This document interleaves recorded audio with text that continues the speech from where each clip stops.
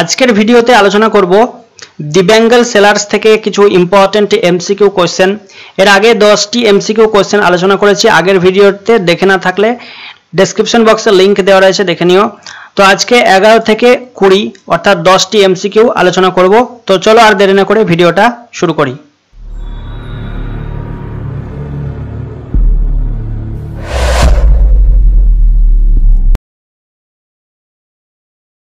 প্রথম প্রশ্ন, the rhyme scheme of each stanza of the bangle sellers is.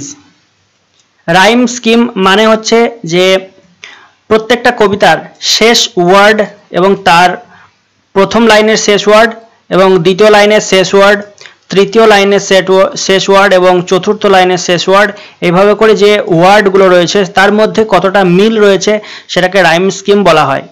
তো আমরা এই কবিতায় দেখতে পাবো দি বেঙ্গল সেলার্সে প্রথমের যে রাইম স্কিম অর্থাৎ সেটা হচ্ছে যে বেয়ার। তো বেয়ার এখানে আমরা যদি এ দিই, পরে ফেয়ার আছে, ফেয়ার মানে হচ্ছে এ, তাহলে এ এ এইভাবে করে মিলবে বি বি সি সি।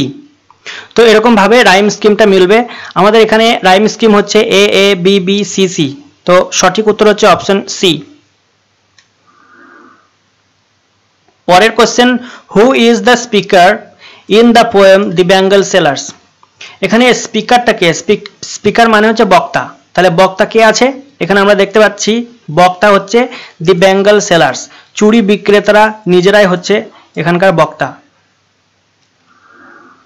পরের question, what is being referred to as signing loads. Signing loads কাকে রেফার করা হয়েছে বা কাকে বলা হয়েছে? তো সাইনিং লোডস আমরা দেখতে পেয়েছি চুড়িগুলোকে সাইনিং লোডস বলা হয়েছে, তো এখানে হবে দি বেঙ্গলস, চুড়িগুলোকেই সাইনিং লোডস বলা হয়েছে।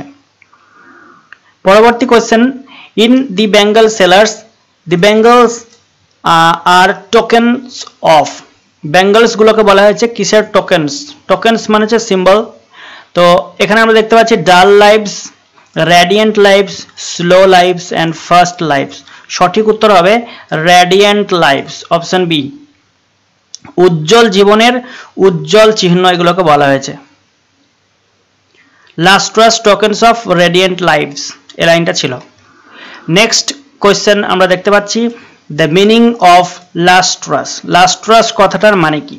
এখানে অপশন রয়েছে শাইনিং, শাইনিং মানে উজ্জ্বল, লাস্ট্রাস মানে উজ্জ্বল, ড্যাজলিং মানে হচ্ছে চকচকে এবং স্পার্কলিং, স্পার্কলিং মানে হচ্ছে উজ্জ্বল। তাহলে লাস্ট্রাসের তিনটে মিনিং হচ্ছে, উত্তর হবে all of the above, option D. পরবর্তী কোশ্চেনে রয়েছে what is the tone of the poem the bangle sellers. এই কবিতার টোনটা কি? Sombre, hopeful, celebratory, critical.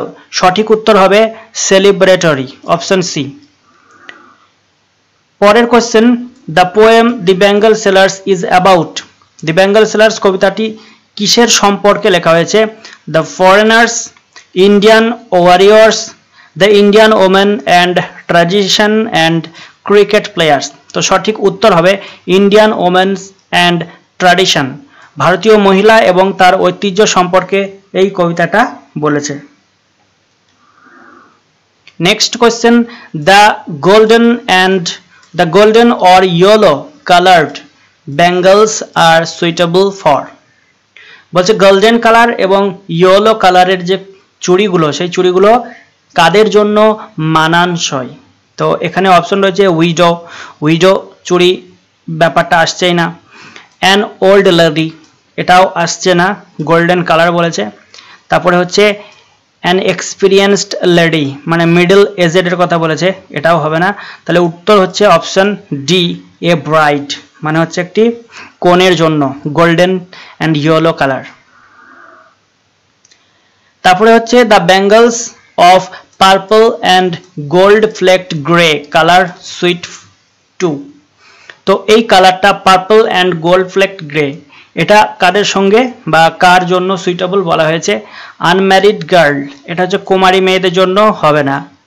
Middle aged women দেখা যাক হতে পারে, ওল্ড ওমেন হবে না। নিউলি ওয়েডিং গার্ল, এটাও কিন্তু নয়, সঠিক উত্তর হচ্ছে option D, middle aged women. Silver and blue colours are compared to, silver and blue কালারের যে চুড়ি সেগুলো কিসের সাথে কম্পেয়ার করা হয়েছে, তুলনা করা হয়েছে?